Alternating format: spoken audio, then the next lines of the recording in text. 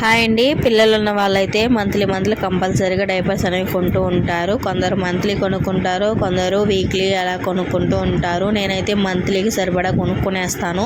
ఒక్కొక్కసారి 2 మంత్స్కి సరిపడా కూడా కొనుక్కుంటాను. ఫస్ట్ అయితే నేను మేమీ పోకో ప్యాంట్స్ యూస్ చేస్తూ ఉండేదాన్ని.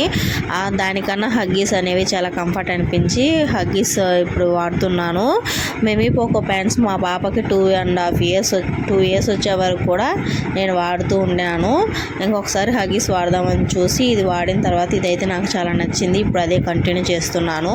ఇలా మనం ఒకేసారి ప్యాకెట్స్ తెచ్చుకున్నప్పుడు కొందరు ఎలా పడితే అలా దానికి కట్ చేస్తూ ఉంటారు. నేను కూడా ఫస్ట్ అయితే పైన కట్ చేసి అలా డైపర్స్ తీసుకోవడానికి ఇబ్బందిగా ఉండేది. ఇప్పుడు మిడిల్లో కట్ చేసి ఇలా పెట్టేసుకున్నాం అనుకోండి, అసలు ఇబ్బందే ఉండడం లేదు. మీరు కూడా ఒకసారి ట్రై చేయండి.